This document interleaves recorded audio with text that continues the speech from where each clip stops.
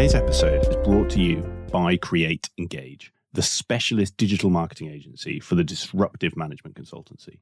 Now, for long-time listeners, you will probably already know who we are. You may have even heard one of our ads on a previous episode of this podcast. But for those of you who don't, here is a short introduction. At Create Engage, we help you create an effective marketing strategy for your consultancy, a strategy that will resonate with your target clients. And then we support you by delivering the campaigns you need to turn that strategy into a reality, helping you to build your brand, raise your profile with your prospective clients, and ultimately generate return on investment from your marketing activity. Now, I could tell you about many of the great clients that we work with and the results we've delivered for them. But instead, I'm going to do something much more powerful and something that I would recommend you do for your own marketing. I'm going to let our clients do the talking for us. If you are currently thinking about marketing for your consultancy, you're going to want to listen to this. Create Engage started the process for us. They managed it end to end. They came up with some really creative ideas and we were really happy with the work that they did, which meant that we could just focus on running the business. Not only did we start conversations with clients that we hadn't spoken to before, but also there was tangible return on investment by some work that we were given.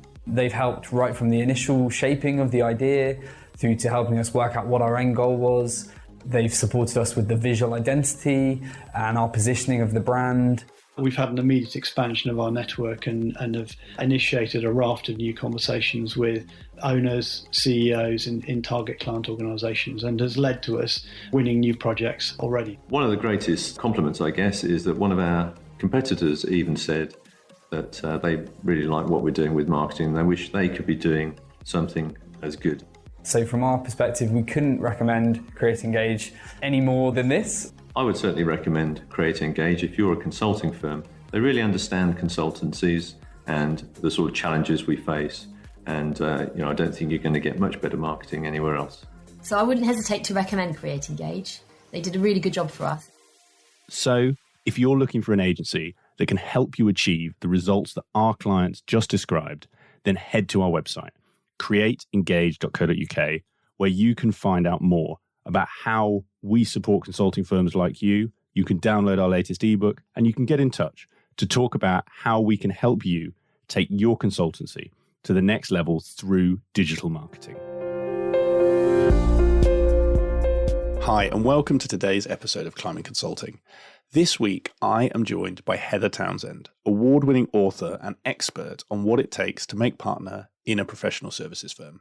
Heather first came on my radar after former guest Keith Burgess from IBM sung her praises and shared how influential her work had been on his training with IBM consultants.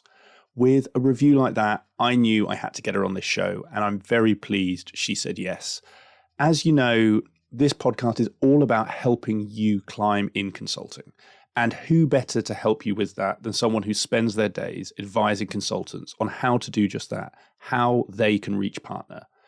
Making partner, it can often seem like a dark art, and it's something that many people chase for years. And unfortunately for some, it's something that they never reach. And that's why I really wanted to get Heather on this show. In her latest book, Poised for Partnership, she outlines a holistic 12-step approach that gives you the secrets you need to succeed. And in this episode, we dive into some of those key areas for you to think about. We talk about what those 12 steps are and why you need to be really deliberate in the order in which you approach them if you want to succeed. We talk about partner business cases, what it is that many people get wrong, and what you should be thinking about and doing in the run-up to the promotion process to give you the best chance of success. And for anyone running a consulting firm, running a boutique, we also talk about what you should be thinking about when developing your partner progression process and how to avoid the biggest mistake that many boutiques make when it comes to partner promotion. Whether you are on the cusp of partnership or you're earlier in your career and you want to lay those foundations for success, Heather shares so many great insights, tips, and advice in this one. And I know you are going to get so much from what she has to say in this interview. So with the intro over, all that's left to say is please sit back, relax, and enjoy today's conversation with Heather Townsend. Heather, welcome to the show. Oh, thank you, Nick. I feel very honoured to be a guest. Well, I think the honour is all mine because having heard so much about you from a former guest, Keith Burgess, I had to get you on the show. And when he kindly introduced us and you kindly said yes, I was very excited about this. So thank you very much for coming on. For those who may not have listened to the Keith episode, may not be familiar with yourself or your work, could you, to kick us off, give a background on who you are and how you got to where you are today? Yeah, of course. Well, I could start when my mother met my father and looked over, but we won't go back that far. So I joined BDO, a top 5 accounting firm at the time, now a top 5 accounting firm, actually becoming more of a, in the accounting firms that are these big multidisciplinary firms, a Big 4 light. I joined them in 2004 in learning and development. And you could say that was the point that I became really fascinated about what it takes to make partner.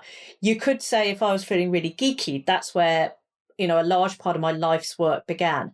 So I could see these great accountants, I could see these great tax advisors who are all brilliant technicians, are really good at their job, but they weren't making it past senior manager director. And me being me wanted to find out why. What was the secret sauce, this key ingredients to move from a senior fee earner to a partner? And you see that in the consultancy world. Brilliant project delivery people, brilliant program directors, brilliant at maybe their little bit of transformation, but they never make it to partner. So the credit crunch hit. In 2009, I was part of that casualties. 10% of the firm were let go at the time, half my team went, and I set up on my own. Apart from the first day of me swearing a lot, actually it was the best thing that happened to me. It allowed me to really follow my passion. And for those consultants that are listening and thinking, oh, I need a niche, I need to be somebody, follow your passion is one of the best tips I could give you. So sounds a bit corny, but people were saying to me when I went out on my own, how are you going to go to market? How are you going to get in work? And I said, I'm going to do a good job, Nick, and then work's going to come to me. How naive was I? Anyway, so what happened was fairly early on, within a month of being official at a limited company, I went along to this talk at a networking event that said, Introduction to Social Networking, as it was called then. So that's 2009. And this person said, you can win lots of work by using Twitter and blogging. And I thought, well, I might as well give it a go. That led to me becoming what was known at the time as one of the Twitterati. Get this, Nick, you are in the presence of greatness for a long, long time. I was the top, most influential, wait for it, tweeter in Bedfordshire. Are you ready? That is a claim to fame, Heather. That is a claim to fame. But actually, my blogging and, one of my core key skills has always been able to take the really complex and boil it down into simple principles, simple steps that people could understand.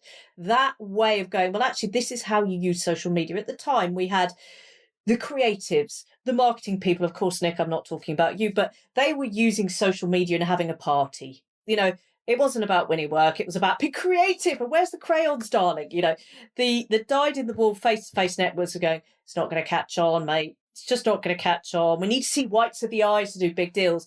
And I was the first one that really knit this both sides together. And I said it wasn't or, it was and it was using the right tool for the right job, which then led to me being asked, I know it sounds really as if I was approached. I didn't go and say, go to the Financial Times. They approached me based on my abilities and what I was doing and said, will you write the book, The Financial Times Guide to Business Networking? And I thought for a nanosecond, because I had put in that it was going to be called Joined Up Networking, but that was neither here nor there. For a nanosecond, I thought, no. And then I was just like, oh, one of the biggest business brands wants me to write a book for them. Of course I will. So that really shifted my work from freelancer, associate, jobbing trainer to an expert in referral generation for professionals. So consultants, lawyers, accountants.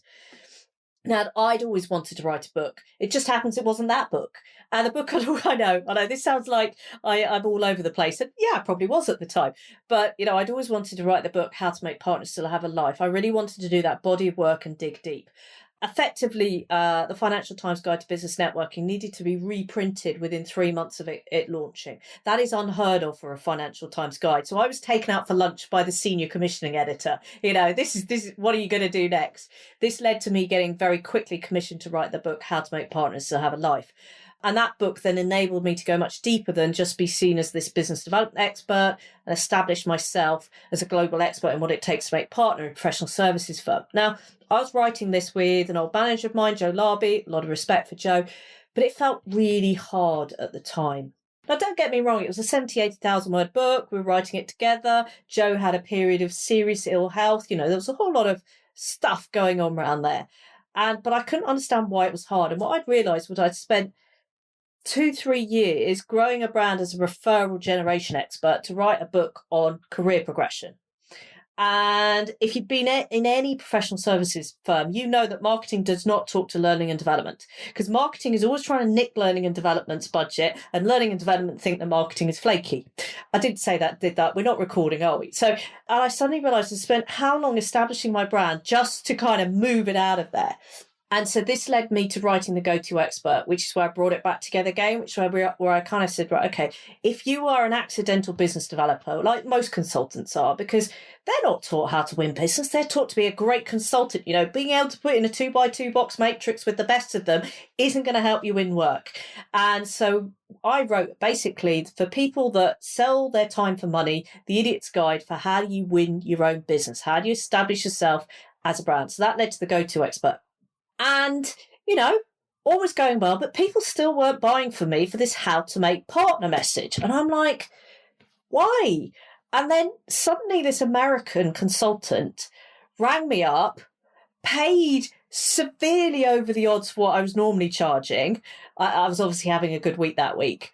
And the penny clicked. People wanted help in that last 3 years. How do I go from senior fee earner to partner? Not do I have a life, not how do I go from manager to senior manager. It's how do I go from director, leading consultant, managing consultant to partner. And that basically led to me really focusing down on that 3-year transition, that 0 to 3 years from going from I can service other people's clients to I can build up my own portfolio, my own book of business, my own business within a business and make partner. I've since extended it by another 2 years because sadly my audience grows up, Nick.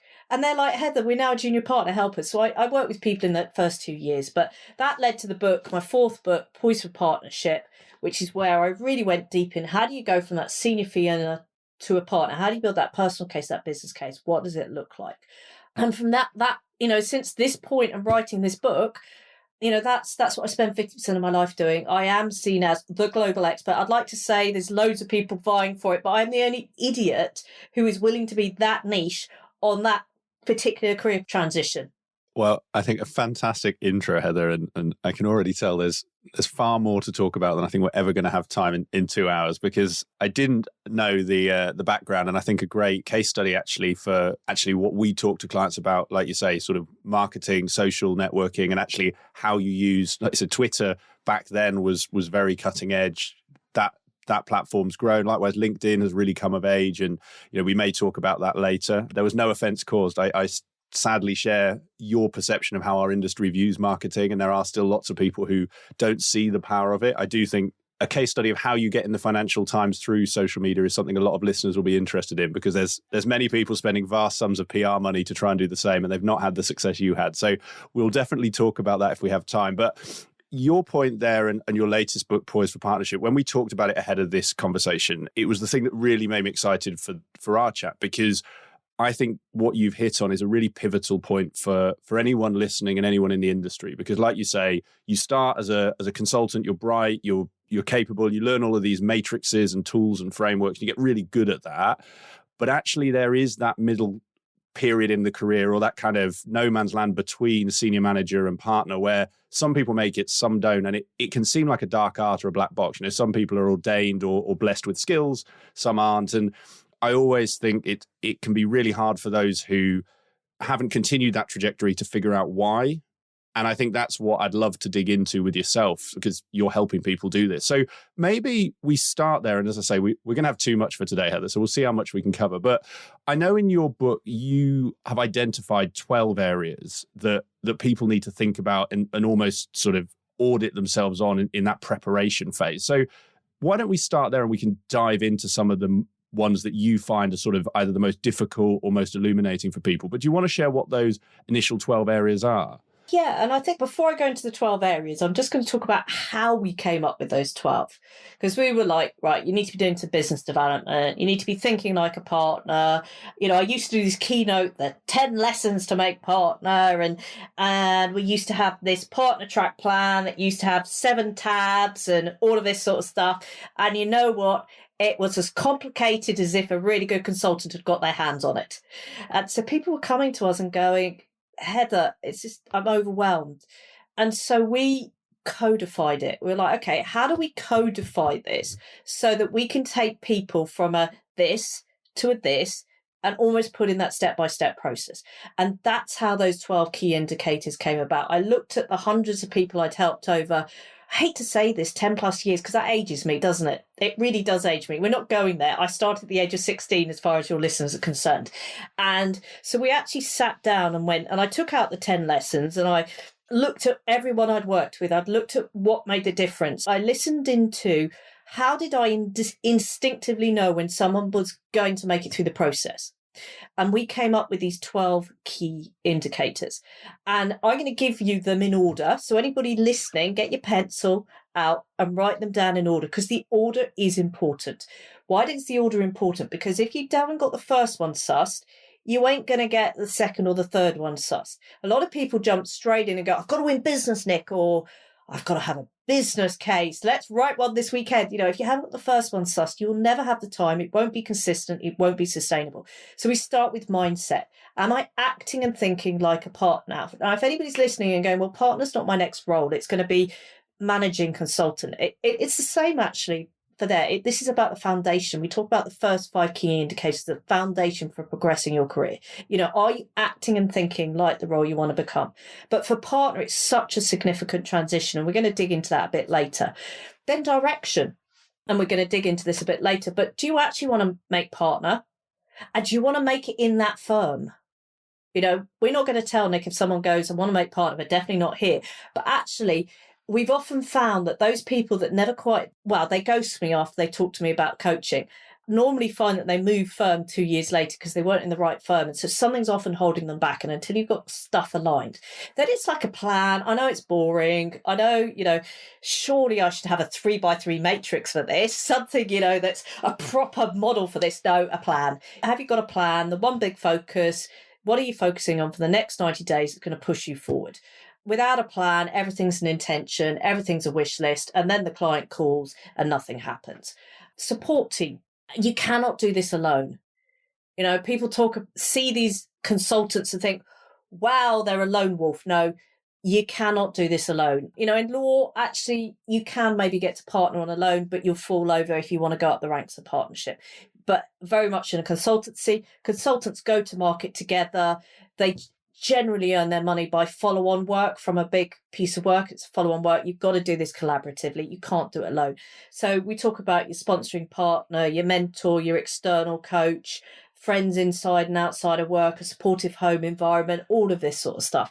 Who is that team? It's a marathon, not a sprint. Who is that team around you? Delegation is 2 angles. It's people go, of course I can delegate.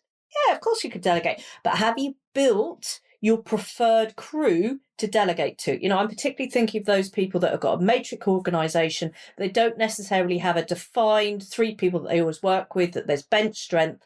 Have you actually built your preferred crew that you can feel safe to delegate with? There's a whole lot around delegation and mindset. So those are the first 5. If you haven't got those, you will never create the time to win work, your own work, and then to build a business case off that.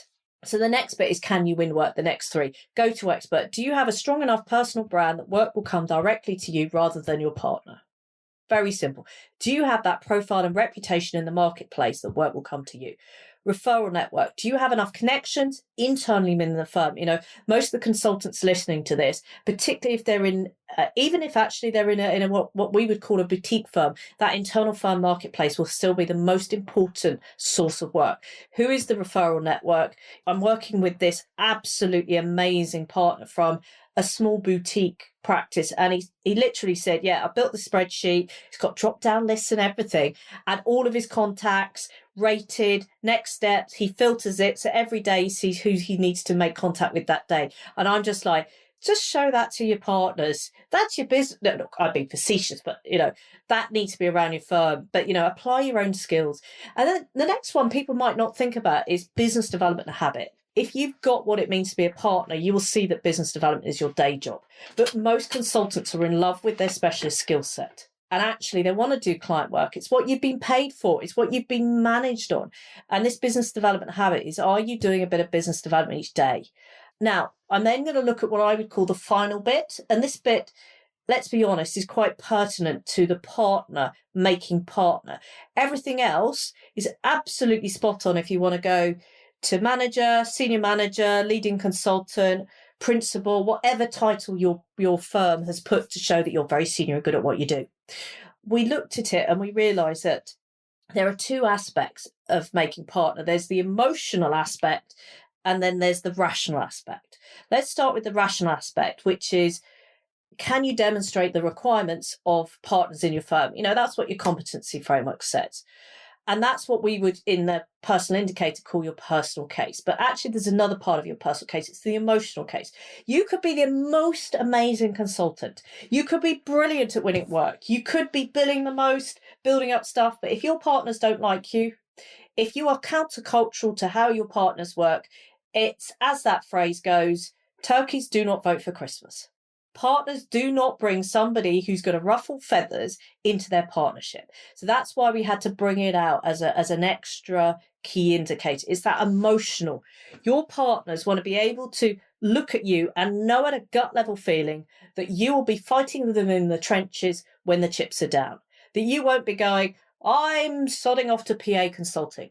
You will be there and you'll be fighting with them. And, you can meet all the standards, but you have to remember that becoming a partner is you're becoming a business partner. If there are 200 partners in your firm, they are asking you to be their business partner. That means there's got to be trust. There's got to be an emotional connection. And then the business case is about, can you demonstrate the commercial benefit to your partners of making you up to partner? Because I'm telling you now, most partnerships would prefer you to stay at principal, or senior manager, or leading consultant, or whatever. They don't want to share equity. They don't want to share the really juicy rewards. Why would you want to do that? That's stupid. So you really have to demonstrate that commercial imperative. And then finally, the partnership admissions process.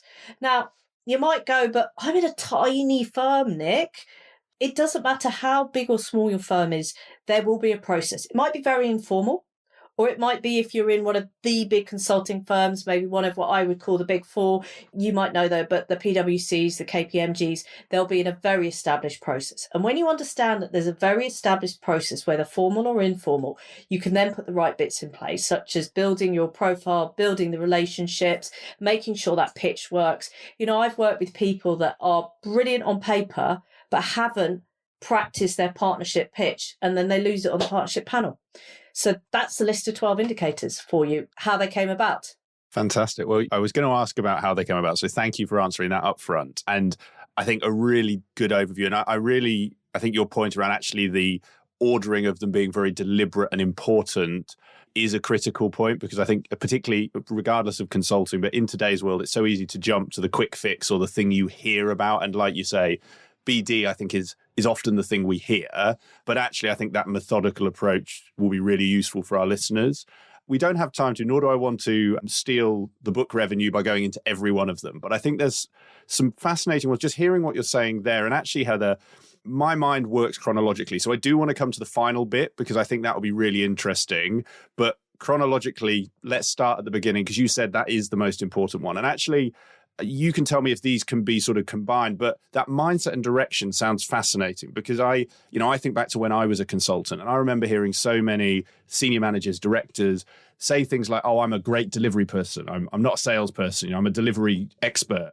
And that mindset shift, I imagine, is that first point of going from, you made the comment earlier, that sort of, I can do 2x2s to I can go out and win work. So maybe we could just start there and understand sort of what are the challenges when you're working with consultants? What is that mindset challenge you find them having, and how do you advise people to kind of make that shift? Actually, it's really important that we split mindset and direction up, Because you could have the direction that in 5 years' time, Nick, I'm going to be a partner and it's going to be in this firm and you know your direction. But actually, if you've not got the mindset, it's not going to help. So I am going to split it up and go into detail. So Nick, I'm now going to apologise to any listener that's hungry. And I always tell this to people to help them really get what it is. So imagine that the partners in your consultancy firm have spent all year baking this amazing chocolate cake. It's 3-tiered, Nick. Oh, the best, Heather, the best. Absolutely. It's got the finest chocolate buttercream on it. Because somebody's been there, they've done, that drip look, that shards of chocolate sticking out. You're speaking my language here. Keep going. So your partners have spent the whole year baking that cake. They've decided, and they put out responsibilities, who's on icing duty, who's, that core cash cow that's doing the eggs, the butter, the chocolate into the main sponge. They've done all of that. They spent the whole year working out exactly how much of that piece of cake each of them deserves by how much effort they put in. You would never go to them as an outsider and say, oh, give us a piece of cake, would you? But this is what most people do when they are thinking about making partner. They're doing the equivalent of going to their partners and saying, oi, give us a piece of cake. I've been with you 5 years, 3 years. I've hit every billable target. I deserve a piece of cake. It doesn't work like that. People forget that making partner is not another promotion. Fundamentally, this is where on the day that you make partner, now I know there's a few consultancies that are limited companies, so it's slightly different, but on the day that you make partner, you'll resign from the partnership. You'll get a P45, you'll become self-employed, and you'll have the privilege of buying into a slice of the firm. You, in effect, become a business owner. And there are a lot of mindset shifts that need to take place from senior fee earner to actually earning a slice of that cake as a business owner. And when I talk to people about that chocolate cake, the penny drops. You've got to think of yourself as a business owner. And so when you listen to a lot of people that are at that senior level, you know they're not ready for partnership because they tend to talk about I a lot. It's my clients, it's I'm going to do this. And it's very short term. When you listen to those that are ready for partner, they're talking about we. They realise it's collegiate. They're not just talking about my clients, they're realising it's the clients of the firm. They're seeing a far more medium long-term picture. Now, consultants are better than lawyers about seeing a medium long-term picture. After all, most consultants are put in to do 6, 12, 18-month projects. But in all honesty, most people who are not ready for it are thinking very much here now, I need to hit my billing target, it's all about me. Whereas we know when they're ready for partnership, they're thinking about we. They're not talking about a collection of clients. They're talking about their practice, their business. So why is mindset so important? Well, a lot of training that's done is at the very tactical element. But if you haven't got the mindset right, any training done at the tactical element is just a sticking plaster because your mindset, when I say mindset, let's go into that. Your beliefs, how you see your identity, that drives, your values. Those things drive what you focus on. What you focus on drives your behaviours and activities. That then drives the results and outcome you get. So if you don't have that right mindset at the start, it's not going to be there. So what are some of the other mindset shifts? So I'll often hear people going, well, I've been this firm however many long, I'm expecting the next bit of development to be given to me. If you're truly a self-starter, entrepreneurial, because that's what you are as a business owner, you will be driving your own training and development. You'll be pushing your own development forward. You'll be coming up with the initiative. Just think about it. Your partners don't want a fellow partner to sit there and say, well, what do I do now? They want someone that's got get up and go, that's going, actually, I can notice a problem. Here's my thoughts how to fix it. What do you think about that? Rather than, oh, you mean to say there's a problem and we need to fix it? Oh, how do I do that? It's you've got to think about it in those sorts of terms. So we talked about the we versus I, we talk about the collection. But the other thing is, if you think about what most consultants, they have been measured on their ability to get off the bench. You think about it. You remember your career as a consultant. The first week on the bench was quite nice. The second week got worrying. If you were there for 4 weeks, you started looking around for another job, didn't you? Because you're being managed on your billable time. And so a lot of people will always protect their billable time first and foremost. They'll always hit their targets first. And in fact, they'll often overhit their targets because that's what a good consultant does, doesn't it? They overhit their targets. Well, the problem is if you overhit your billable targets, you can't do the other aspects that is needed to grow a practice. Business development becomes haphazard. You can't build up that preferred crew gang that you'll get onto your projects behind you. As a result, you then get stuck being this brilliant technician who never quite establishes their brand, who never quite gets out into the marketplace, who's never consistent enough with it, who always has an intention to push their career forward, but 6 months goes past. This is why that mindset and changing the language, changing your identity is actually the first steps. Because if you realize that your day job is business development, managing people, developing people, and client delivery, it's so much easier than if all you're thinking about is client delivery. Firstly, I love the example because I am a big fan of chocolate cake. So you had me sold there. And there is, I think, something in that, and we'll come on to direction shortly, because implicit in what you've highlighted, and I think sometimes does get lost, is exactly that point, is you are moving from employee to business owner. And sometimes that in the firm doesn't feel like a big shift. But like you say, that mindset of I'm owning a business. And I guess, and this might be a direction point, so pause me if it is, but there's probably quite a fundamental question of, do I want that? Because it's very often, anyone listening to this show understands that partners get paid well. They get a decent chunk of the chocolate cake. The directors, the lead consultants might get a smaller strawberry sponge or something not as good. And that's what we focus on. But actually, to your point, it's, do you want everything that comes with that cake?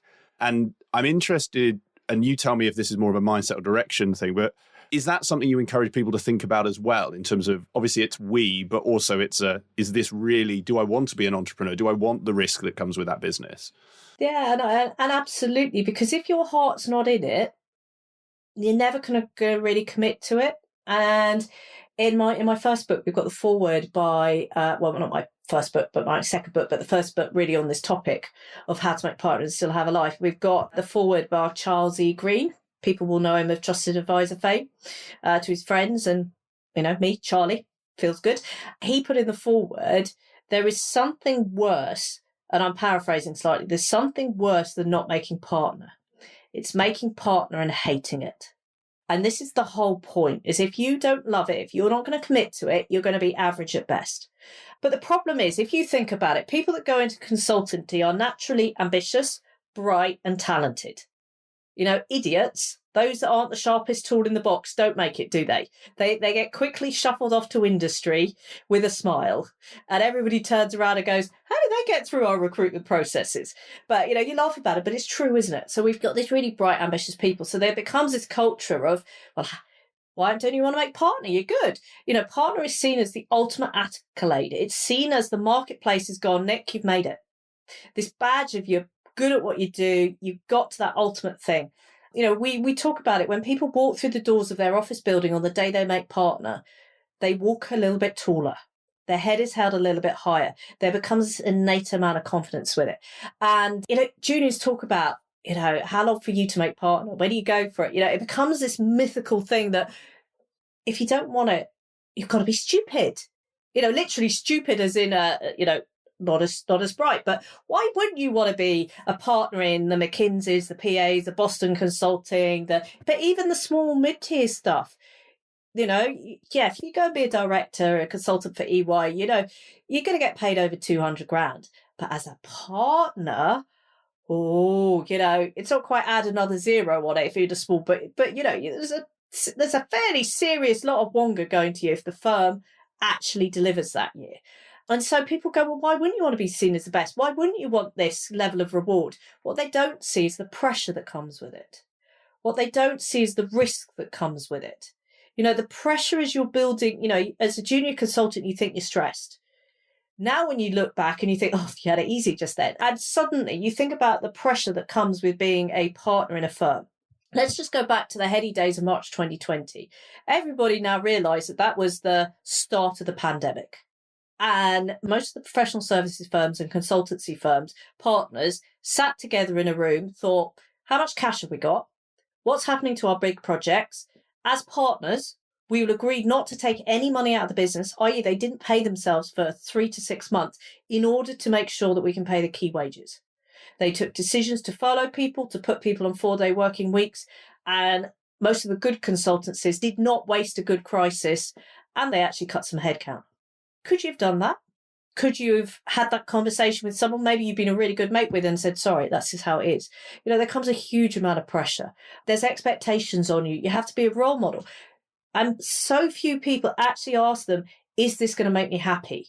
If you don't like doing business development, if you don't like making collegiate decisions, if you don't really want to toe the party line fully, is partnership right for you? And is it right for you in this firm? And, we always say to people, look, you've got to start with your vision, values, and purpose. Your kind of what makes up your identity. When we say purpose, you might think of it as your why. My purpose very much has been about overcome challenges. It's the constant theme of my life. As 20 plus years in learning and development, it should be about enabling others and leaving a legacy, but it's always been about a challenge. But it is actually becoming more now because I think I'm getting older, Nick. How did that happen? As becoming, more about leaving that legacy, supporting others to fulfill their potential. And yeah, that's ultimately what I do in my business. But anyway, I digress. But, when you go to your vision, values and purpose, do you see yourself doing these big pitches? Do you see that as being part of your day job and enjoying it? Because that will become your day job. Do you see yourself, having a certain part of your diary mapped out for appraisals, one-to-ones, mentoring? If it isn't, is this right for you? Do you want that pressure of being responsible for the health and wealth of your firm? And you might go, yeah, I want this, but not here. And that's about thinking about, do you really fit in your firm? I want to come on to that. I'm conscious. I think you've answered that you actually answered what I was going to ask around how people can think about this for themselves. And I guess because I always like to dig in probably to more level of detail than some people listening will be concerned about. But for some people who, what you've just said has really resonated, they're probably thinking, right, Heather, I want to go and spend this weekend thinking, I think I know my vision, values, my goal, etc. But are there then, the next level down, are there any questions on top of that they can sort of really get to the heart of this? Or do you find that sort of early activity, really getting clear on what that kind of direction is, will answer some of those next order questions? If it does, we can move on. If not, I'd love to know what some of those next order questions you tend to ask people to ask themselves about whether that partnership route is right for them. Then I do want to come on to your next point around firms. Yeah, I remember to stop there. I'm on my best behaviour. So I think people kind of go vision and they instantly think, right, what's my consultancy tool for doing vision? And you know what? One of the best things you could do is take yourself out of the hurly-burly for a couple of days and just be. And I know that sounds a bit woohoo, and I'm sitting on my Buddhist mat and starting to meditate and all of this sort of stuff. But actually, there's so many expectations on us. And most people have got responsibilities at the when they really start thinking about partnership, whether that's a mortgage to pay, whether that's a young family, whether that's a husband, wife, spouse, significant other. It might even be unlucky and aged parents starting to do that. And we've got so many people's got expectations on us. So the first thing I do is you've got to get clear about what is right for you. What is absolutely right for you? So there's many tools. So, we outline in the book, How to Make Partners Still Have a Life. We talk about thinking about the roles that you plan in your life. So for me, mother is very important. As somebody who's just started dating my teenage daughter, I also got big, bad, scary parent in my role description. And I think that's really important. And it's like, Rose, next time you bring him over, he is having food with us, so I could talk to him, look him in the whites of the eye, and try not embarrass him too much. But, that is part of my vision. I don't think my son, who's nearly 17, is going to bring anyone home for that very reason. But, it's, for me, part of my roles is I see myself as a fit, active person who's, I like to see myself as slim. The fact that there's an extra stone suddenly appeared is neither here nor there, and that will be going in the next 6 months. But, what are these roles? What are these things that you naturally take on that identity? So let's almost give the contrast. A lot of people, family first. Absolutely. Family absolutely first. But then you have to look at the life of the consultant.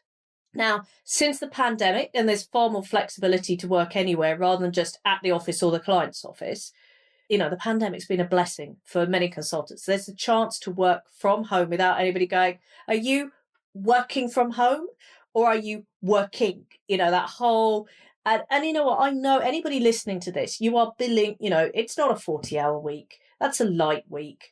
I know for most of you that your time is not your own from 6 a.m. Monday morning to 6 p.m. Friday.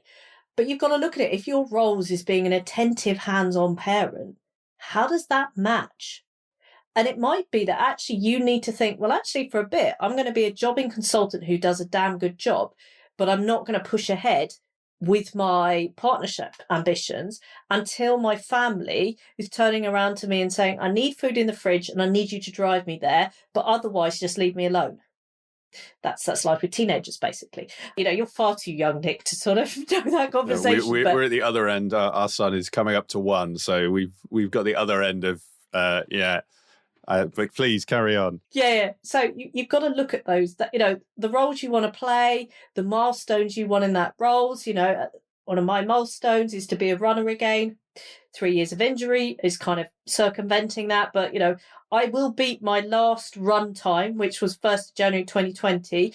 And I will beat that and I will go sub 27 minutes. However, at the moment, I haven't been allowed to run for 3 years, but that's by the by. But in my head, there are milestones within that. So, think about your work goals, think about your roles inside and outside of work. Some of the people listening may have a very strong religious faith. If you're going to do the Friday prayers, if you're going to fully, observe all the rules and the rituals around the Sabbath, how does that match in? Is that possible in your firm you're in? So that's a really important thing. I also get people to encourage them to look at their values. And people go, of course I know my values. And then they trot off the normal stuff, integrity, family orientated. And you know what? Forget what you think you need to say. Go to the internet, download one of those sheets that's got about 50 words to 80 words of types of values, and go through and kind of circle the ones that really resonate and those that you see as part of that guiding principle, that guiding rule of how you live your life. You're going to end up with about 30. And then what I want you to do is go, right, okay, you're not allowed 30. You've got to whittle that down to 15. Then you've got to whittle that down to 8. Then you've got to whittle that down to ideally 5 and prioritise which are the ones you really can't live without. And then look at those and go, how have those informed the decisions you've taken? The other thing about values is you often realise their existence when you suddenly get really annoyed about something for no reason. So my sister-in-law was in a wheelchair. She's not anymore, but she was in a wheelchair. Also, I'd just come out at the time when I had push chairs and kids and this like that. And I went into our local post office. And if it's like most local post offices, thin aisles stacked full of floor-based merchandising that's impossible to get round unless you're an able-bodied person. And I was fuming having left that shop. And I'm like, get a grip, Heather. This is a shop. You can't influence this. Get a grip. And I suddenly realised there was a value that I hadn't realised that was really important, which was about inclusivity. And that's why I stood up and called out the show organisers of the major trade show exhibition in the accountancy world and said, why have you got 2 all-male panels, one of which is promoting itself as who to trust about what's happening in the future? I lost a lot of key influence friends by making a stand, but that value was so important to me at that time. And this is how you often know about these values. Often, sometimes you realise they find you.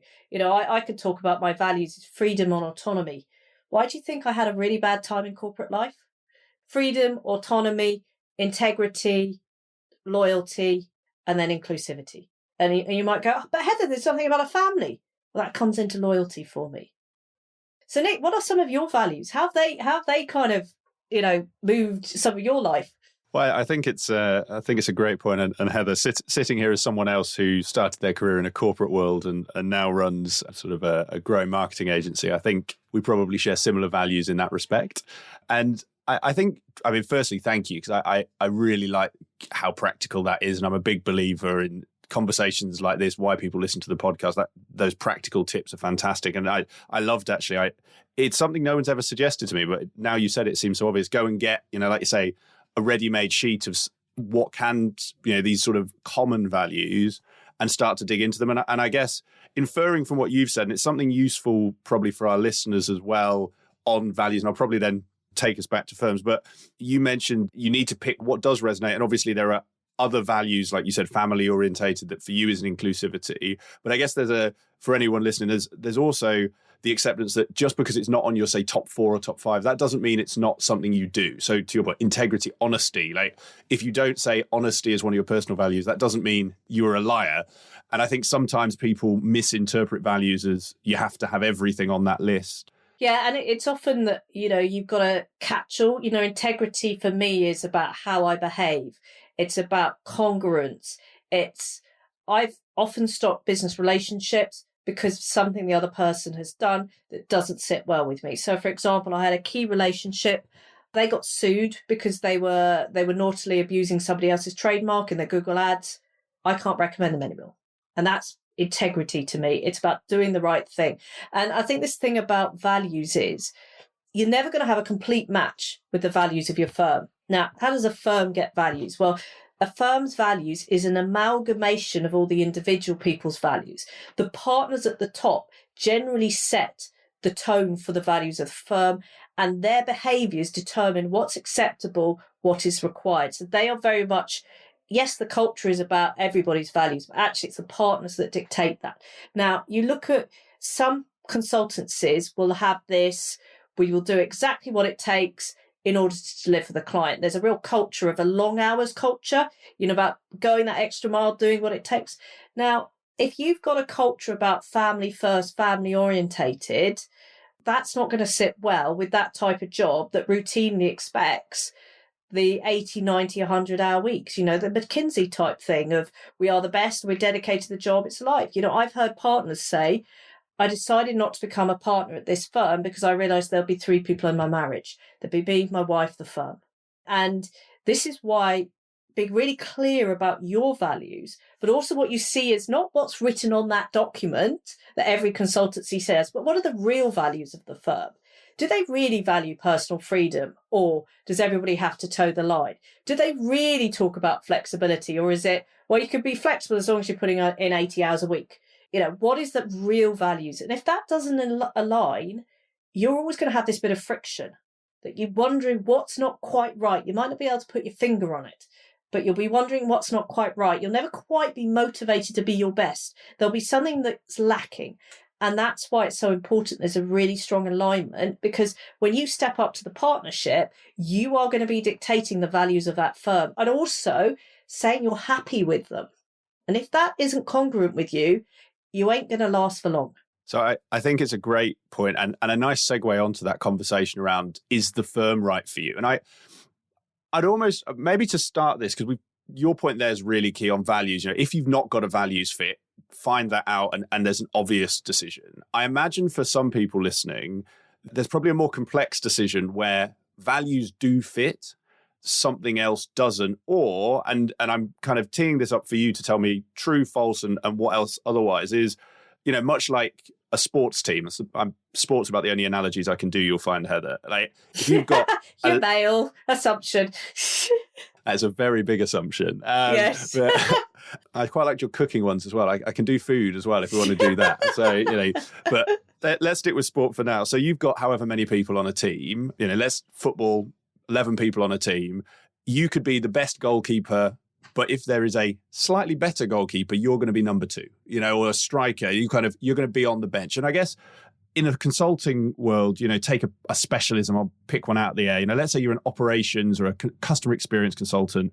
It might just be there's only one space for a customer experience partner and you're not the one that was ordained, or you're sort of just behind. And I guess as an opener, how do you encourage people to approach that? So maybe we've talked a lot about the values fit, which is key, but actually what are some of those other factors people should think about, both to decide if it's right for them, but I guess the other side of that, this is a business relationship, whether they would be better or more successful moving firms as a positive step, not just a negative kind of moving away from. And you have to remember that consultancies sell reputation. They sell trust, they sell reputation. You might go, but no, we sell transformation. No, it's trust. There is nothing tangible that you're actually selling. There's nothing that you can build, put in a box, put on a shop shelf. And so it is about, so when you think about it, no client's going to want to be told, well, sorry, our best customer experience consultant is already booked out, so we've got you the second best. You never have that conversation, do you? It just doesn't work out like that. And so it's really important to work out where you are in the pecking order of your firm. because you'll have business units, you'll have, you might have it service line, then sector, whatever, you might have sector, you're a consultancy. You've probably got 6 different structures in a matrix organization that makes sense to yourself. Everybody else looks at it and goes, that's complicated. But that's the way it's just kind of worked. The reality is, no, you're not going to make partner if you cannibalize somebody else's business. So if you're a direct replica of another partner, you're unlikely, A, to get work to come to you, and B, be made up to the partnership, unless that partner is retiring. Unless that partner is retiring. So you've got to find something that really makes you stand out, that will justify, even if there is that other better customer experience consultant, that your bit of it, that you make your bit of it. And I mean, that was why, it was just me in the early days. We've got, I think, 14 people now around the world helping us. We've got a number of associates. We just had to bring in our person in the US because I kept losing business because I wasn't in the US. Damn these things. But, when I was just starting out, there were loads of leadership people. There were loads of team effectiveness people. There were loads of business development people. And I was like, well, how do I have something that puts my core skill set that I can go out to market with?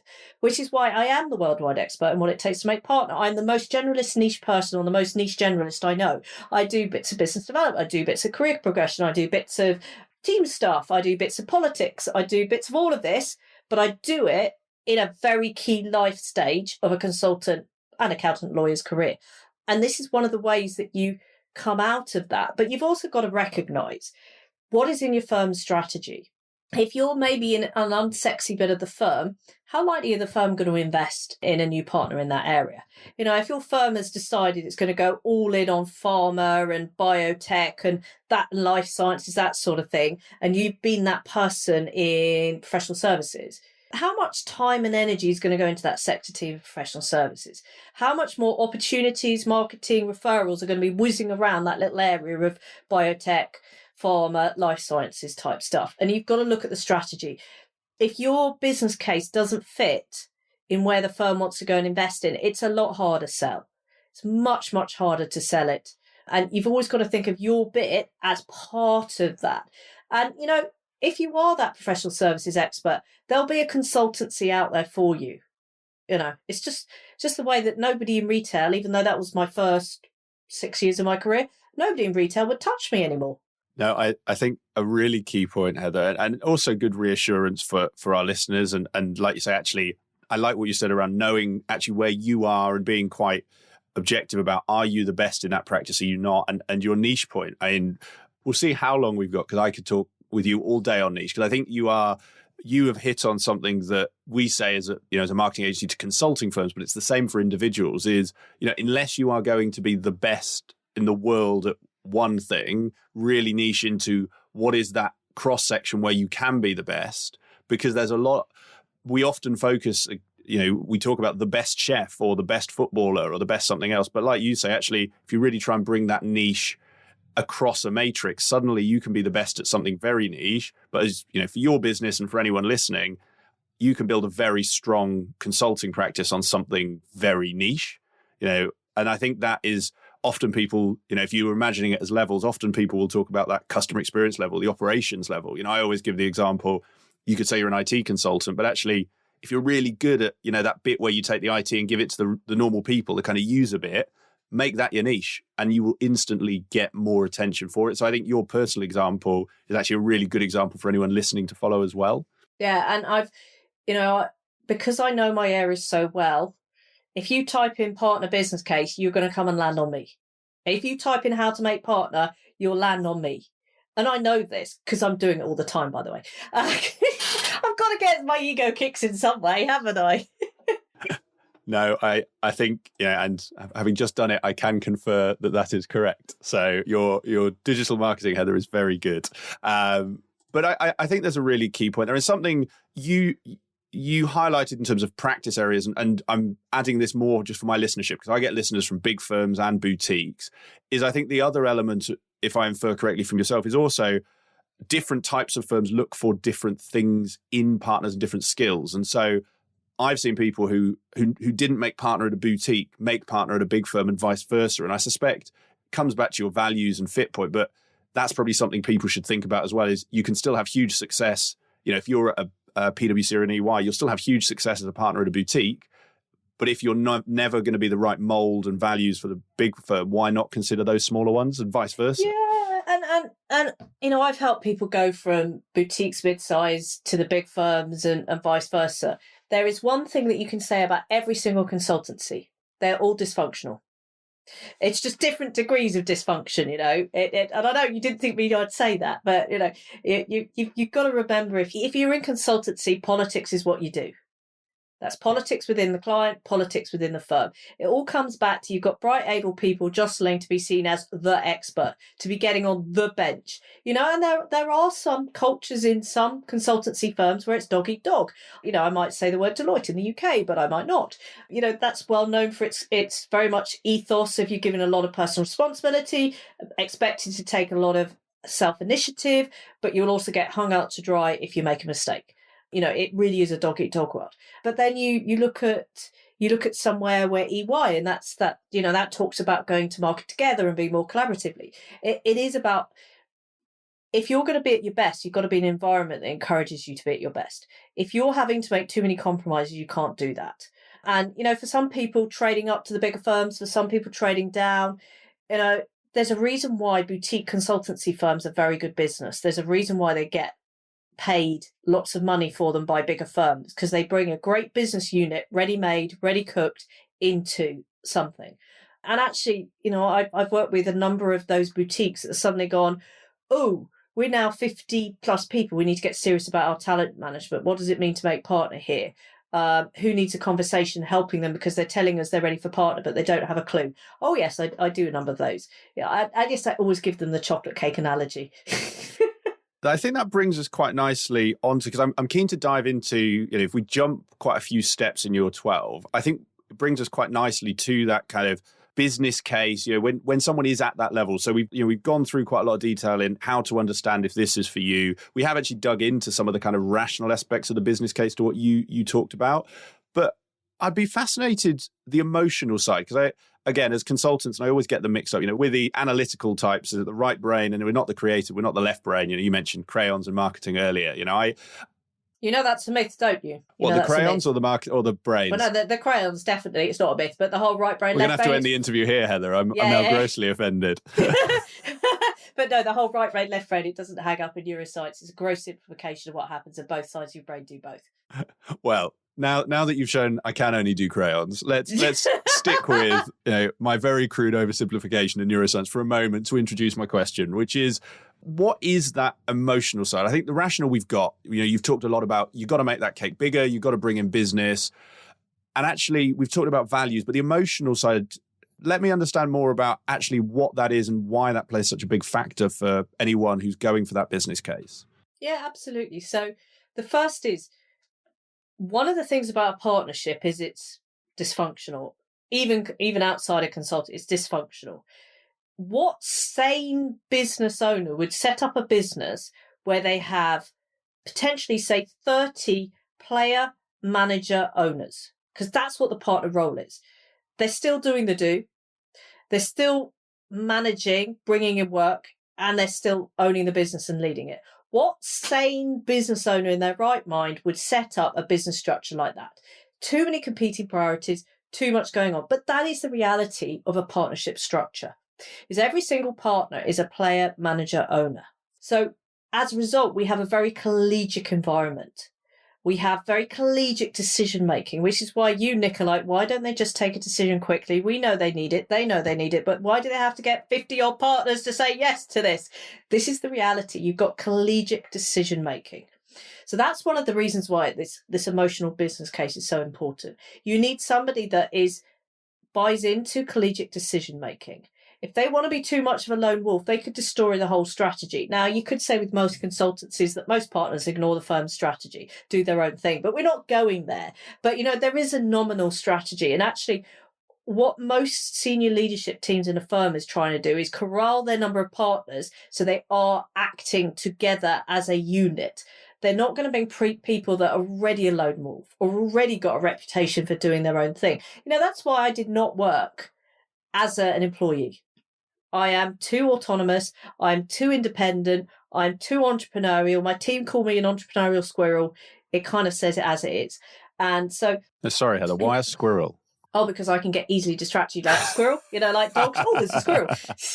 I am similar, as you can see from my question. Carry on. Exactly. There's a reason you run your own business now. There's a reason you do what you do. So yeah, this whole, people have got to buy into that collegiate decision making. So that's one of the emotional things. If I'm looking at you, Nick, and go, Nick, you're brilliant at business development. I could see you really helping this, and this, but you don't get along with so-and-so. You are going to be an arse with so-and-so. You will not abide by majority decisions. Already you failed in that member of the club bit. You are entering a private members club. We could go into the whole diversity and inclusion piece and why there's a lack of social mobility in most consultancies. And it often is because of that private members club. It's a lot harder to get there if your face does not look similar. And I think, there's a lot of people go, but it's true. You look at a lot of, say, particularly the boutique consultancies have been set up by white men who are very good at what they do. And then they wonder why they have difficulty getting people of colour, non-Caucasian and women people up to the senior ranks in their partnership. It's because we often take decisions about who face fits, and our brains are wired to basically go, if someone looks and sounds similar to me, they're safe. That, neuroscience does that. And that's why you have to come over this whole subconscious bias, which is why we actually need to put extra help to help get the potential of people that don't naturally fit into that white male box. So, it is about that member of the club. Now, if you think about it, imagine you're a partner. You're about to do this major pitch and you introduce, and here's my fellow partner. You want to introduce them as if they are brilliant, don't you? You want to kind of go, yeah, I absolutely trust this person. You want to come, when you're sitting there with a client, you want to go, you've got to speak to so-and-so. They are awesome. They, absolutely trust them with my life. That's what partners want from each other, because they are bringing, if you think about the consultancy model, you've got one partner, they're doing a project, it's about 2/3 of the way through. They're now thinking about, how do I sell on the next bit? What's the next bit of expertise? They are going to risk their reputation by inviting another partner in to that conversation. If you don't trust them, if you don't think they're good, if you don't think they're credible, you ain't risking your relationship with that client. This is why this member of the club is so important, this emotional business case. Not the emotional business case, this member of the club, the emotional personal case. A lot of people don't realise it, but when people are being made up to partner, there's something called a partnership agreement. That partnership agreement sets out how people are admitted to the partnership. There is almost always a vote. Now, the senior equity, the full equity partners may have more voting rights than the fixed share partners, but we're not going there. But everybody has a vote. If you don't get enough people voting for you, you won't make partner. That's about your name has got to be known by the other bits. Now, you might be the best thing in sliced bread in IT transformation for professional services firms. But if the future of work people over in life science haven't heard your name and then they see you on the ballot paper, what are they going to do? This is about this member of the club, that emotional feeling. They've got to know you. They've got to trust you. They've got to think that you're going to be a good addition to the partnership. Otherwise, turkeys don't vote for Christmas. That is very true. And I think there's a lot in there, Heather, but I want to almost bring us back to something you said about halfway through, because I think there's a really rich discussion in that D&I piece, because I think in a good way our industry is changing. Is it changing as fast enough as we want? I think everyone would agree it's not, and there's lots of reasons for that. But I think you've hit on one, and I guess I'll ask both questions and you can sort of explore them in the order that works. As you talked about sort of those turkeys for Christmas. There's a bit of a chicken and egg thing here of, if a firm is run by white men and let's use what you said, that club is then less likely to bring people who aren't white men in. There's a, how do you get diversity in to start with? I guess then there's also a question for anyone listening of, if you are not a white man, is the answer that you have to pretend to be a white man? So do you suddenly have to like rugby and wear a barber? Or actually, how do you balance that tension of being your true self? You mentioned religious faith, etc., bringing what is true to you and your values while still being able to get into the partnership. So there's two questions there, and I think they link, but I'd be interested to get your perspective. So, yeah, I think the world is changing. So let's go back to those heady days of 1998. As a female with an engineering degree, I had firms falling over me to give me a job, to be a sponsored student. We are now not 30 years on, but we're kind of getting there. So by the time my daughter, who potentially will go into engineering or something that's product design, goes in there, she will still have companies falling over her to put her, on whatever scheme because she's female and bright. So I look at it and I think I failed. In the 30 years I've been in business, I've not changed it. But actually we have moved on significantly. We've moved on massively, but we still have a problem. We still have basically a job that requires long hours that is not family friendly. So I think the first thing we have to acknowledge is, as a profession, we are not as family friendly, flexible, and we never will be. And we've just got to ask ourselves whether that's what we want, that's what we don't want. I see some of the female consultancy partners, they typically, how do they get there? Because they're damn good. They're often significantly better than a white male peer. White male privilege does exist. And they normally have a major structure behind them in order to have a family. That might be a husband that has a less high-powered job. It might be a house husband, or it's a lot of money spent on a nanny. And we have to be aware of that. So I think there's some things that we have to take a long, hard look at ourselves and go, as an organisation, are there things that are hard baked into what we do that we need to challenge? Do we have to always have the 8-hour working week? And I know I've exaggerated it, but can this be done on a 3-day working week? Can we do that? And, actually, you may find that boutiques are far more flexible with that. Or you may find actually the big firms are far more flexible with that because they've got more cover. So there isn't always whatever. I've had people turn around to me and go, I'm female, brown. Does that mean I'm more like I should put that on my business case for partner? Because the partnership wants to encourage more diversity. The answer is no. No firm is going to take you unless you have a watertight personal case and business case. If you've got that, it's a nice extra bonus that you would add in diversity. So what can firms do to start to build diversity? Well, you've got to take a long, hard look at how you're recruiting. Because if you're going to the same pools, you're going to the Russell Groups, the Oxbridge, if you're going to those same pools and you're asking people to have a 2-1, you're already stopping yourself from looking in more diverse talent pools. Can you start to do a degree apprenticeship scheme? Both my 2 children are good enough for Oxbridge. I would be disappointed they won't want to go there, that's where I went to. But actually, they both said to me, no, we want to do degree apprenticeships because we don't want to end up with 80 grand of debt. We want to be at the age of 22, having a degree 3 years ahead of our peers without debt. So they're pretty screwed on, my 2 kids. But actually, so the first thing you've got to look at is the recruitment side of things. Are we actively putting in barriers to stop these people coming in? The second thing is people want, I'll just go back to some of those barriers. So one of the things that can really help is when you get a CV in, take out the photo, take out the name, take out anything that could identify their cultural background, and then look at the CV. Because you'll be surprised how much subconscious bias we have. Maybe a Nigerian sounding name. Oh, do they have a work permit? Strip out those and then evaluate the CV. And this is what I mean by there's so many structural things in that are unconsciously supporting our ability to get in people like ourselves. Then it is about actually looking where you do. So you can start to influence people coming in at the ground level. Then look at, can you get some lateral hires in?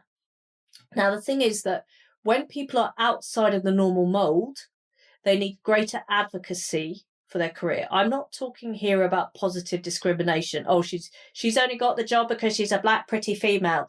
I'm not talking about that. I'm talking about proper advocacy and allyship. So how are you making sure that those people that you want and want to get greater diversity, that have the potential, are mentored by some of the very senior people in the firm? How are you making sure that how are you maybe doing some lateral hires that are outside of your normal mold but share similar values? I then look at some of the unwritten rules of how your practice does things. And let's take the Friday afternoon drinks. It's part of consultancy, isn't it? The drinks trolley comes around. But have you thought about it? What about your Muslim members of staff? You are actively pushing them out. So where have you got stuff that is maybe deep set in your culture that you need to actually think about, how do we make this more inclusive? Because it's easy once you've got some role models within the partnership that are non-white males, because you've then basically shown that it's possible. When people can see it, they realise that their potential can get there. But it's, what is your high-performing females programme? What is your BME network doing? You may have to think about, some strategic lateral hires, but also look at your client base. You may notice that suddenly your client base is becoming more diverse. If you aren't bringing in diversity into the ranks, your clients will be starting to exclude you because you don't look like them. If you are turning up as white and male, you are leaving business on the table, and I know consultancies work all over the world, but particularly, I see a lot of people in finance with what I do. This is not, we have within accountancy, so the finance part of an organization, which is often where a lot of digital transformation, finance transformation, people that sign off the work, you have basically double the amount of Asian representative in the finance industry than in the normal population in the UK. You get a lot of non-white people going into finance.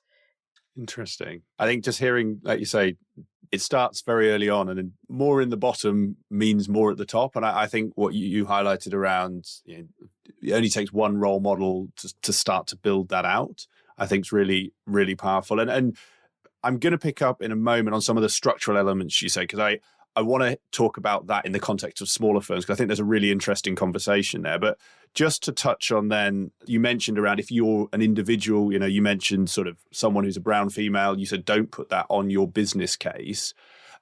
How can someone be the change they want to see in a firm, in a consulting firm? And I'm thinking particularly where a firm, let's take the boutiques, where they may not have the structures, they may not have a finance function where there are, as you mentioned, sort of more Asian colleagues, they may not have a BAME network. Sort of what can someone be doing to start to be that change, to also support their own journey to partnership?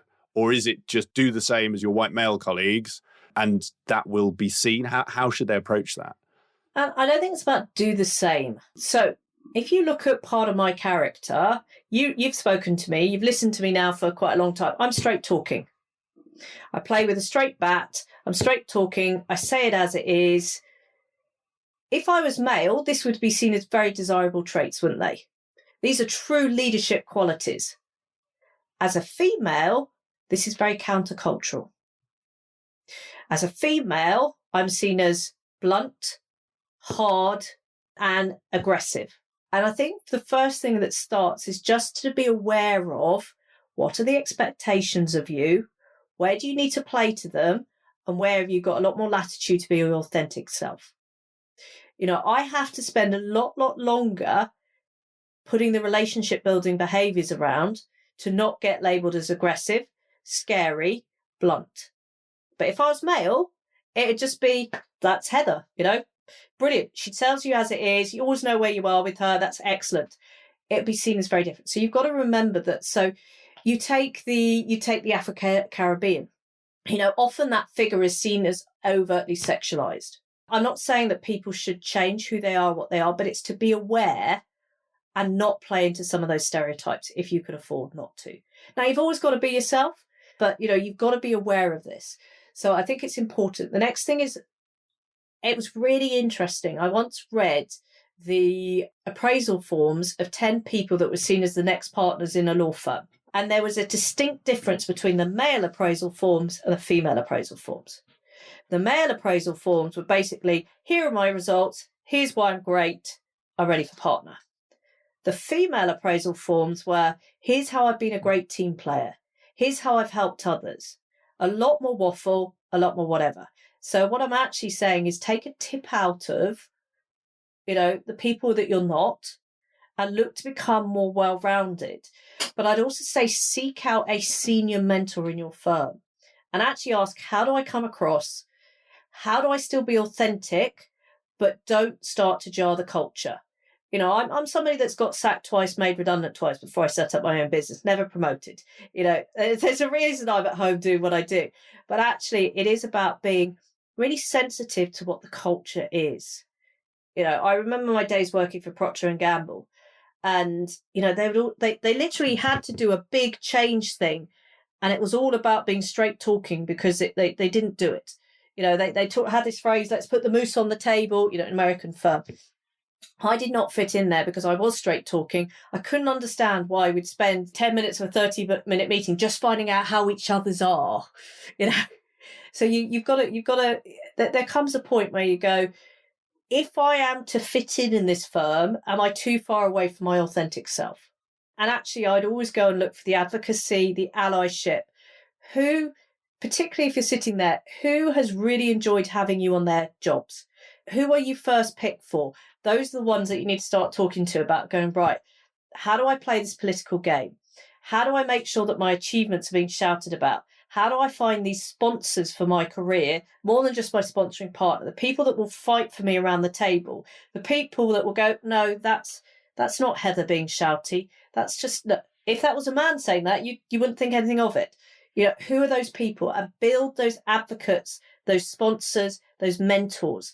And it's about building that for yourself. So you've got, when the partners go and have those conversations, that your name keeps getting said for the right reasons. I think some brilliant points in there, Heather. I can also tell we could spend the whole day, almost into the afternoon. I think we could spend the whole day on this topic. I love the passion, and I do love the straight talking. It's something our industry is not known for, and actually is quite refreshing, and I think really helps people as well. We talked about it to an extent in sort of understanding the values, but sometimes I think that must be quite hard in knowing where you are for partnership if people aren't being straight with you, and someone saying, yeah, you're great, but they're not giving you that truth. So I think there's some really powerful points in there, and that allyship, but also that find the people who do like you. It sounds so obvious when you say it, but so often we can look outside of the immediate circle of influence and actually, sorry, go on.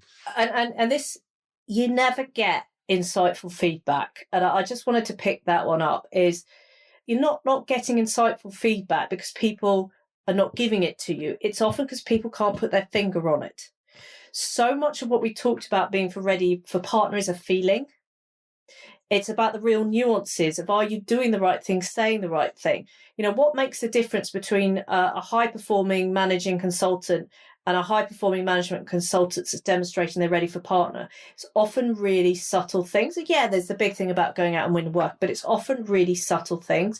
And partners don't have the skill set to identify those and articulate them. You go to maybe the boutique firms, they've not got those, detailed competency frameworks. These are often consultants that set up themselves and found themselves suddenly with 200 people working for them. They've never been, a proper line manager. They've always managed through the timesheet and billable time targets. And it's not because people don't want to give, it's because they don't know what is missing and they can't articulate. They know instinctively what it takes to make partner, but they can't translate that to the person standing in front of them. They also don't want to really annoy one of their fee earners who's really important to the firm and go, this is why it's not working. So you get a whole lot of platitudes. And, that's why when we get people to do the partnership readiness assessment, they suddenly go, that's what's missing. And they can get the clarity of that's what's not happening. And it often starts at the mindset. I think a really good point, and both that not exactly knowing that feeling, because I think that is so true, and sometimes also, like you say, there is a vested interest in, hairdresser rarely says they've given you a bad haircut, and I think it's a similar thing there. You mentioned, I'm conscious of time, so I want to move on to something else you said, but just so I've got it in case it's useful for our listeners, that partnership readiness assessment, is that something that's available on your website? Is that a paid for tool? If you go to howtomakepartner.com, you'll see it straight on the first. Put your details in. It's free. It'll take people 15 minutes to do. We get a lot of consultants doing it. And I'll tell you now, it will take 15 minutes. This is not a pop quiz. This is not I've seen this on BuzzFeed. This is 80 plus questions. It will really make you think. It takes on average 15 minutes to do. What you'll then get is a full report outlining where you've got gaps against each of the 12 indicators, and then the next steps for you of how do you then address those gaps. People come to us and go, wow, this is giving me the clarity that my firm hasn't got. Or they go, wow, this has reminded me that actually what the partners were saying was real.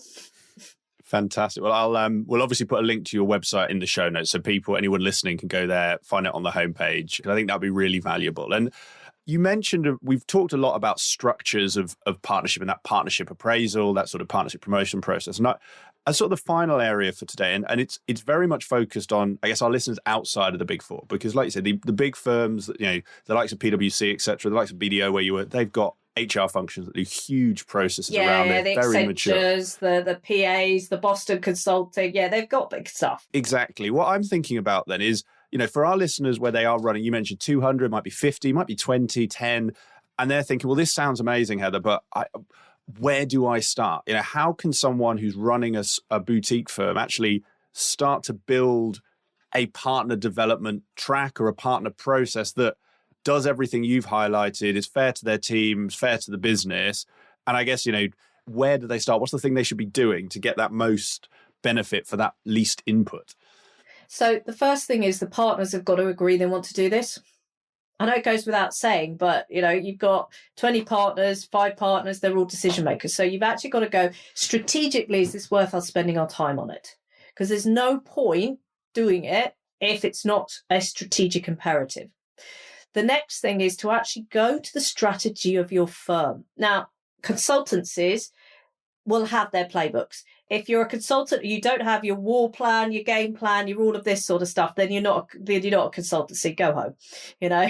You'll have that strategy. So the first thing to look at is in that strategy, what skill set, what abilities, what behaviours are needed by your partners in order to deliver that.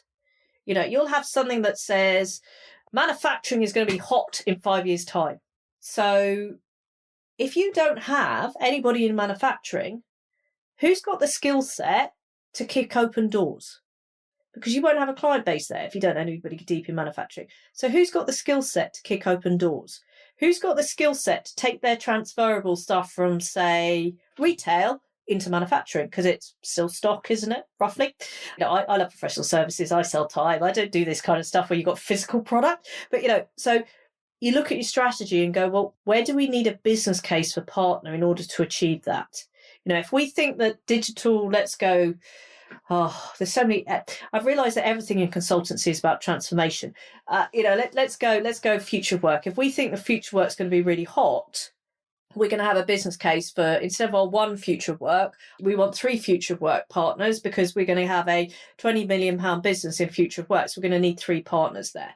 So actually, what are those 3 partners going to need? What's that skill set needed? What are the standards that we want them to get? So build that and then start looking at, right, okay, who in our current skill set, who is there that if we spent some time helping them develop, let's go back to those 12 indicators: mindset, direction, plan, support team, delegation. Help them with those 5 first so they've got time to actually start going out, building their brand, winning work in the future work, because that's our area we've identified. And that, you go back to those 12 key indicators because those are your structure to then help people develop into that. But you then need to look at, well, if we're considering who's right and ready for it, you want to have some kind of, these are the thresholds. Now, your consultants will want to know, do I need a £2 million business or a £2.5 million business? Do I need that within 2 years, 3 years? They'll want that level of certainty. You won't be able to give them that level of certainty. That's just how it is. But you're going to need to kind of go, well, actually, what are our minimum standards? What are our minimum things that people need to do? And then how do we test that out in the process? We kind of say use the partnership admissions process as a due diligence process. So a lot of people will do some profiling. I'm a little bit ambivalent about profiling. I'd be looking at their evidence. I'd be looking at them pitching their business case. I'd be looking at their numbers. I want to see it written down. I want to see it pitched. And I want to know as an organisation that we're proud to call them a partner. And at that point, they're ready. I think a really good overview, Heather. And I always like to ask this just because it tends to flush out sort of other useful topics, is that gives a really good overview of what people should do. The answer to this might just be the opposite of that. But for the boutique firms where maybe you have worked with them to help them shape that process, or you've spoken to partners who've been through that, are there any common mistakes in that kind of partnerships progression approach that boutiques make? Any common pitfalls you've seen? And if so, what are they, and what should people be looking out for as they build what you've described? Yeah, the biggest one I see is knee-jerk admission to partnership. And what do I mean by that? It's where people get admitted to the partnership before they're ready. Why do they do that? It's because it's like, well, so-and-so's been with us so many years. It would be helpful if they had partner on their business card for when we're introducing them to others. And we're worried that they might leave if we don't give them that element of step up. And actually, there are people rapidly coming up behind them. It's going to be embarrassing if someone else makes it first. We need to make them partner. And actually, there isn't that deep thought about, are they the right person for partner? What is the right person? And that is often, if you were to ask me for the one single mistake, I am often brought in to help a floundering new partner. And I'm like, you've got to feed yourself in 18 months. Where's your pipeline? What's going on with your pipeline? Where's your £2 million of stuff coming through? And ultimately what happens is you then start to get this dead wood at a junior partner level that's not going anywhere, which then stops other people coming up. You then get the bright, able people going, well, so-and-so's made it. They're not doing any of their own billing. They're still getting it fed to them. Why can't I make partner? And this is the big thing is, don't make that knee-jerk reaction. You wouldn't just give equity away to anyone, so don't do it. I think it's such a good point, and it's the obvious one. Now you've said it, I imagine it's the hardest thing to stop when you do it, but the impact, like you've said, of that dead wood and the long-term impact on your firm, I can imagine is massive. And you will see Kills this in the firm. Exactly, and you'll see this in the work you do. And I think the last question on this bit, Heather, and we just because of the sort of resource you shared around that questionnaire for people thinking about making partner, for any boutiques who are, talking about building that structure for themselves, are there any resources, guides, anywhere you would point them to as a framework to start to build this? Anything that they could be using? Yeah, and I know it sounds like I'm self-promoting, but I really did write the only books on this subject. So I'd always get a copy of How to Make Partners to Have a Life, because that's probably the best one that takes people from new into consulting right up to managing partner. And you can clearly see what are the differences, what are the skill sets needed. And I think that's always worth a read. The next thing I would pick up is a copy for Poised for Partnership, because it is the only one that codifies, are these people ready? Now, I would not say take the partnership readiness assessment and bolt it into your process, because this is about getting people to self-evaluate. And if they think that it's linked to, well, I get it, won't I get it, they ain't going to answer it seriously. But actually, we've taken the partnership readiness assessment, we've white labelled it and slightly adjusted it so that individual firms can use it as a dialogue tool to help individuals with where they're at and what they're doing. It's a really good dialogue tool. I would then start to use that 12 indicator framework to kind of go, right, within our partnership admissions process, do we have our standard template for a business case that we want to know about? Have we set out these parts of the whatever? Are we asking them about these bits and pieces that demonstrate that they can grow a business within a business? Because that's what we're asking them to do. So I'd say always get a copy for Poised for Partnership. We can tailor the partnership readiness assessment so they can be a nice little logo bound, pretty report for people. Yeah, that could be done. We've done that for other firms to do that, consultancy as well as law firms, actually. And I'd start with those two, because get it from me. I'm doing a lot of reading around the internet for search engine reasons for the work we do, because we are based on digital marketing. There's a lot of crap written out there. Very true about digital marketing as well, as I often see. But I think some great resources, and we'll put links to, obviously your website will put links to both of those books in the show notes as well. So anyone who's listening to this, go there straight to your website or Amazon, can get their copies as well. Heather, this has been fantastic and everything I hope for, if I'm honest. I think we've got so much great advice on a topic that so many people want to know about, but so few people are out there to tell them about. As you made the point, I think you are one of one in terms of your specialism and the advice you give. So thank you for that. I have two last questions that I ask every one of my guests. And to your point about being straight talking and having, some strong views in this area, I think we're going to get some great closing answers. So the first one is books. And obviously we've talked about your own books and people should read those. Are there any other books, or what is the book that has either had the biggest impact on you or you find yourself gifting to others most often? And why is that? The book that I recommend, and actually I think it's brilliant for any consultancy, is the book Switch by Dan and Chip Heath. So the reason why I'm saying that is what they've done is they've taken standard traditional leadership theory around change. So we're thinking about the Kotter stuff, which everybody that's listening to this podcast is Consultancy 101. And what they do and have done is they've then put the neuroscience behind it. So, there's a reason why change is hard. There's a reason why change doesn't happen. And let's think about what we as a consultant are doing is our day job is about enabling sustainable change in organizations. And I really love the methodology and framework of how they've used the latest thinking in neuroscience and updated traditional thinking around change.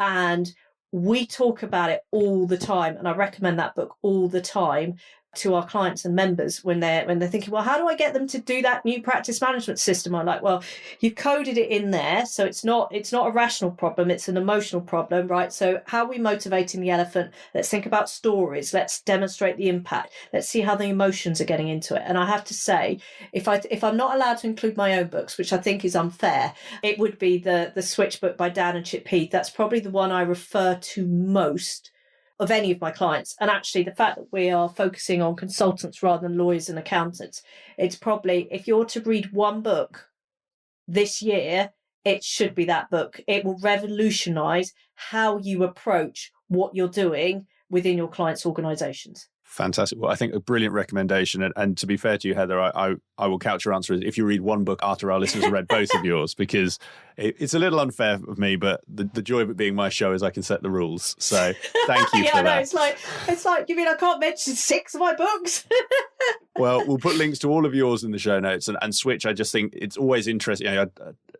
Someone I listened to once said you shouldn't ask for the top recommendation, you should ask for the third, because sometimes you get some interesting things you wouldn't. And I think that's what we've just got with that book. I think really interesting book and something people can take away to think about. So thank you for that. And then the last question, and interestingly, this will give you a chance to give advice to people we haven't talked about as well, because I asked the same question to all guests. And the question is, you've got 3 people in front of you. You've got someone who's just entering their consulting career. So right out of university or, just off an apprenticeship scheme, to your point, they're just starting out. You've got someone who is in that kind of middle, as 5 to 7 years. I'd know them as a manager. They've done enough to have options, but they're not yet in, I guess, where we talked about with your target client. So they're not quite looking at partnership just yet. And then the final is, the people you speak to day in, day out, they're just approaching partner. They're kind of on that cusp, that director level. And this might be a recap of some of the things you've said. It might be new advice, but the question is, what one piece of advice would you give to each of them?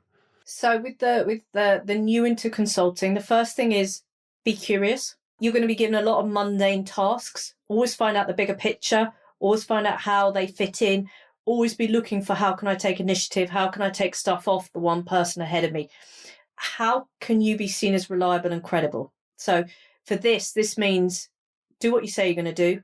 I know it's cliched, but under promise and over deliver, but also turn up on time. And by on time, I mean 5 minutes early for online meetings, because those 5 minutes have saved me so many times with the whole, why can't I log in here? Why do I have to upload that piece of new kit? Why is the client using a stupid online video call platform that is not playing with my Mac, my iPad, my whatever? It gives you, turn up on time should be 5 minutes early in your book, like the military. So be curious, be trustworthy, and look to be that reliable team member. Now, 4 to 5 years in, my key thing is it's not about you doing the work anymore. It is now about how you can delegate more down to others and how you can build relationships with clients and your network. How can you build a particular brand? How can you be known for something? How can you start going from a great technician into a rainmaker? The one approaching partnership is, it's not about being a great senior fee earner. It's about being a great partner. So how are you demonstrating that you built business within a business? How are you building that support team around you? How are you demonstrating and talking to your partners about, these are the opportunities? How are you changing the conversation around you so you're acting, thinking, and feeling like a partner? Some brilliant advice in there, Heather. Thank you for that. And thank you for this. I've really enjoyed it. And the last question to ask, and it's not so much of a question, but more for anyone who wants to find out more about everything we've spoken about, wants to get in touch with yourself, wants to find one of your books, where would you point them to? Where can they get in touch? So my email address, it's a very easy one to remember, heather@heathertownsend.co.uk. No spaces, nothing between. It's heathertownsend.co.uk. It'll be in the show notes. Or jump onto our website, howtomakepartner.com. And if you go to How to Make Partner, you can jump on and you can trial out the partnership readiness assessment. We do work, and I've had a lot of inquiries actually in the last 3 months from what I would call consultancies between 50 to 500 people that are now needing to get serious about what does it take to become a senior fee earner to a partner, what should be in that program to develop people, what should be in our partnership admissions process. I've literally had 3 inquiries in the last 3 months along those lines. So get in touch. Very happy to speak. We love talking about this stuff. Fantastic, Heather. Well, I've loved this as well. Thank you very much for giving your time for the show. And all that's left to say is all the best for the rest of your week. Thank you very much. And once again, it's been an honour to be asked. I feel very proud to be able to talk about my favourite subject for an hour and a half. Fantastic. Thank you, Heather. I hope you enjoyed today's episode of Climbing Consulting. If you have any guest recommendations, comments, ideas, thoughts on how I can make this show better for you, just drop me an email. It's nick@createengage.co.uk, and I really look forward to hearing from you.